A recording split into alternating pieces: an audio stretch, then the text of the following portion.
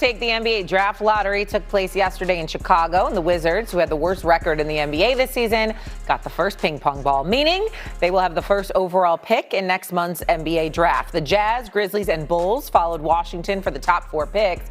Then after the lottery, ESPN's Jeremy Woo released his latest mock for the 2026 NBA draft, with each of the top 10 picks being freshmen, headlined by BYU's AJ Dybantsa going first overall to the Washington Wizards. Now remember, the Wizards traded for Anthony Davis, and they also traded for Trae Young during the season. Now perhaps they will add a young talent in AJ Dybantsa. But how should AJ feel about possibly going to the Wizards? Jay, you were in Chicago yesterday. What do you think?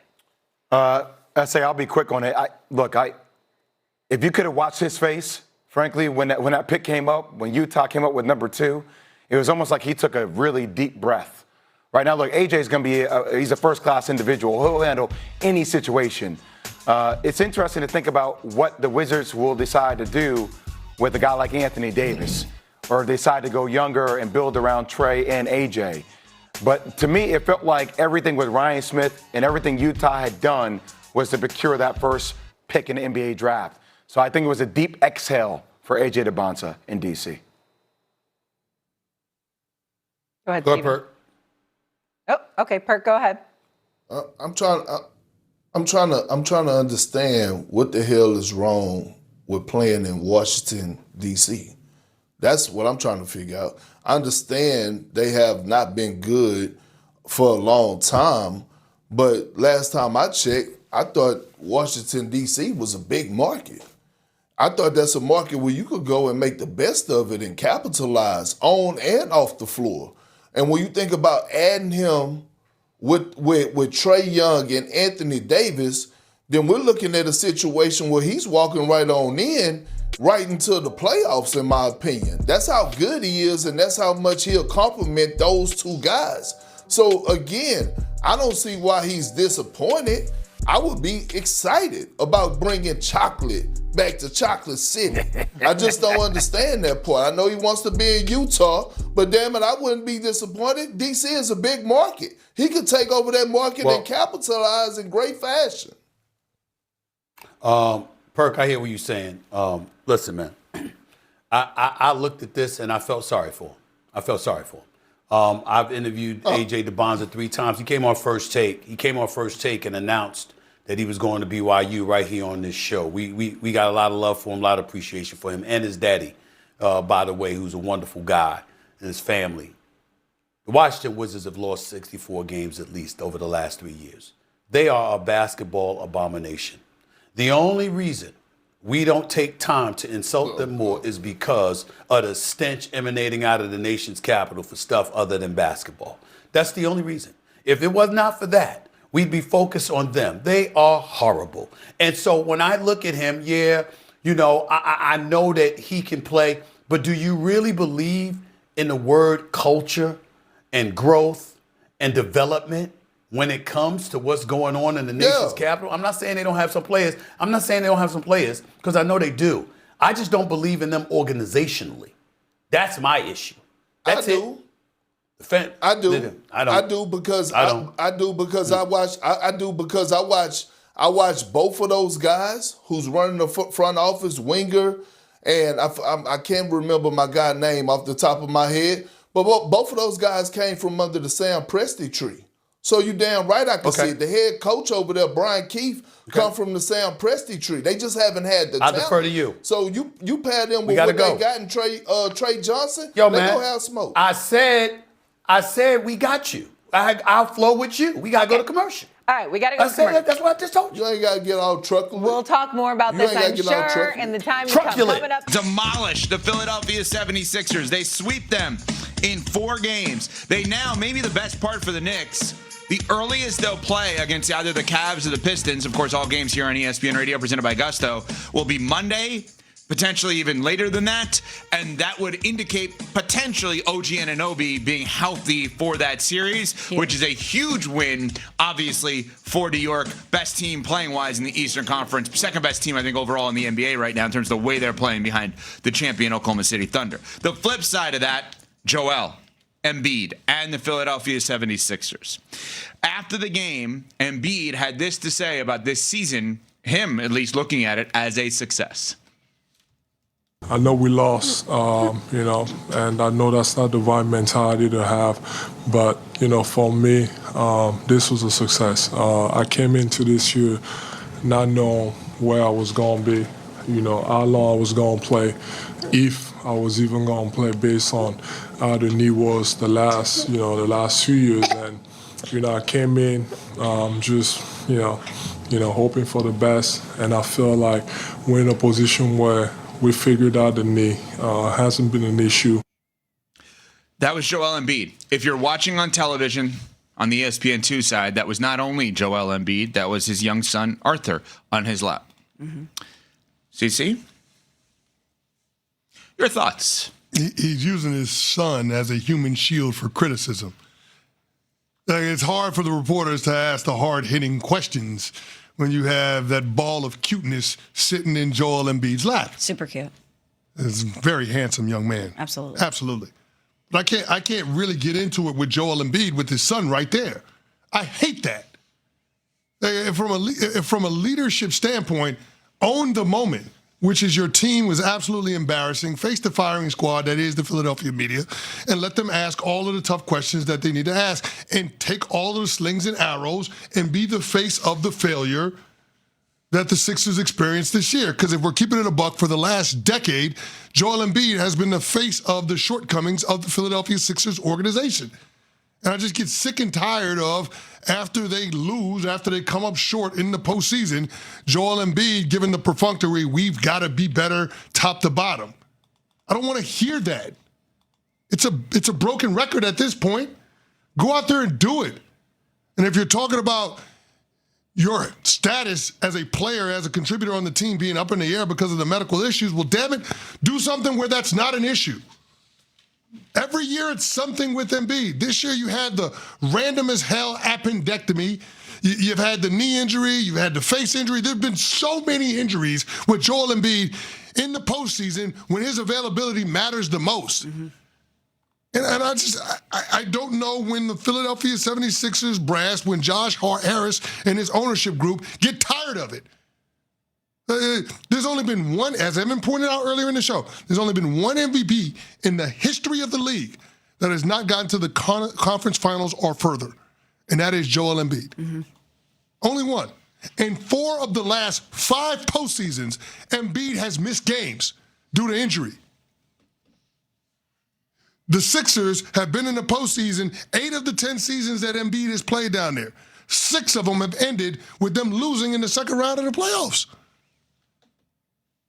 At some point, you got to do something different if you want a different result. And to me, different for Philadelphia means moving on from the process, getting rid of Joel Embiid, and building your team around Tyrese Maxey and VJ Edgecombe. Because one thing that I've learned to be fact in sports is that when you try to do the 2 timeline things with your star players, it never works. Tyrese Maxey is 25, VJ Edgecombe is 20. Paul George is 35, and Joel Embiid is 32. That doesn't make sense. Now, I don't know how the Sixers find a way out of this Embiid contract, because it's 3 years, $187 million left, and I can't imagine that there's going to be very many takers when it comes to that kind of contract. But it will not be VJ Edgecombe and Tyrese Maxey's team until Joel Embiid is gone. That is the problem. That is the quagmire facing Daryl Morey and the Philadelphia Sixers ownership moving forward. Until something about that changes in terms of who the face of your team is and who is clearly the leader on said team, then you're going to keep getting these same results. You said, sick of it. I'm over it, as Pat Costello, Philly guy, would say. That's the type of mentality and reaction that you want to see from the face of your franchise when you get swept by the Knicks and when their fans infiltrate your arena. And I know Joel Embiid implored the people of Philly to not let this happen, but I can only imagine what Sixers fans felt watching them get dismantled by the Knicks. And you want the requisite response from your superstar. And I actually thought about you, Evan, when I first saw those comments from Joel Embiid, because you said, can he ever really get them where they need to go when the entire genesis of the Embiid era was losing? Mm-hmm. Trust the process. You basically implied, is he / are they infected by the idea of losing? And even though he obviously overcame a lot physically and subsequently mentally to get ready to play and to play in this series in this postseason, and I give him all the credit in the world for that. You cannot sit at the podium and say, it's a win. I'm pumped. I didn't even think I'd be here. This is great. That is not a champion's mentality. And if you are the face of this, you have to be so disgusted and fed up with coming up short year in and year out. And we did not get that from Joel Embiid yesterday. Excellent point. He is the living embodiment of why you should not tank. I understand. And he also could be the living embodiment for some people of why you should, because you can end up with an amazing talent like that. He is, I'll use your word. Well, I'm sorry. Yeah. You can end up with an amazing talent. But the tanking part of it. Is the goal of the exercise to end up collecting talent? That's the point. Or is it to win the championship? Exactly. So he's a living embodiment of why you should not tank, because you could end up with an amazing talent. But if you do it for long enough, as Small said, the talent is then infected by a culture of losing. Vince Lombardi said it best. Winning is a habit. Unfortunately, so is losing. It's a habit. It is no longer fair to either party for that partnership to continue. Joel Embiid and the Philadelphia 76ers need to break up immediately. And then the obvious question, how? Who wants 3 years, $187 million at that rate of injury? Not many. So what do you have to do? You either forget 50 cents on the dollar, 10 cents on the dollar, what you have to take back, and/or... Yeah, it's addition by subtraction. And/or two other ways. Pay a team off. With a pick? With a pick, which you have picks over your next 7 years, plus you have 2 additional picks from the Clippers, and/or stretch them. What? Oh, what? They cannot play one more game. 26.8. 26.8 over 7 years. You said stretch him? Here's why. Oh, here's my God. God. Here's the difference.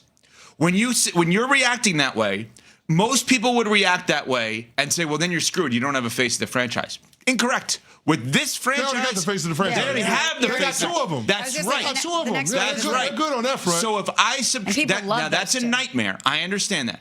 They cannot play one more game with Joel Embiid in their lineup, and he cannot play one more game for them. We thought it was. It's not fair to either party. We thought it was suicidal for the Bucks to do that with Dame. I'm providing all options. I'm providing all options. No. I would rather give up picks. Oh my God. I need to end this. Yeah, and it's not fair to him anymore. You could rip him all you want. And by the way, Philadelphia 76ers, the trust the process infected the organization with losing, as Small said. And then you bring up someone who idolizes the guy, basically, or worked with the guy, and Sam Hinkie, that was part of this. They worked together. And Daryl Morey, a horrible hire.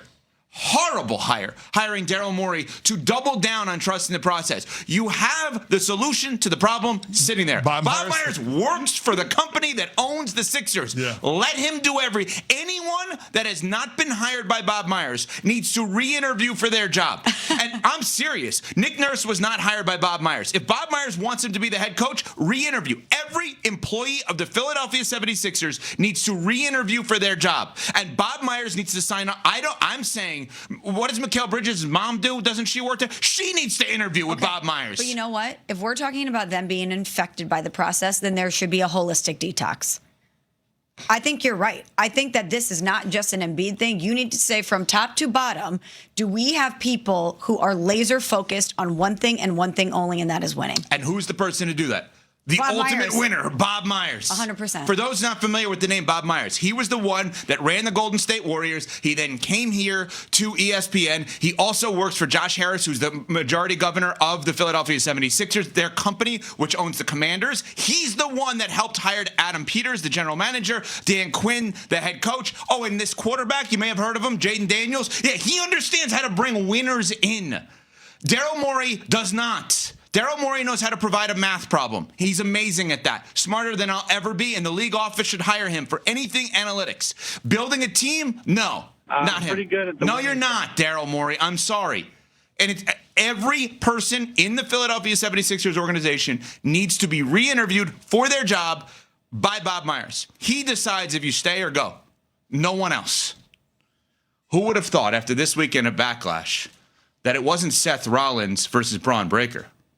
It was Seth Rollins versus Michelle Smallman. Oh, it's on. We'll get to that next.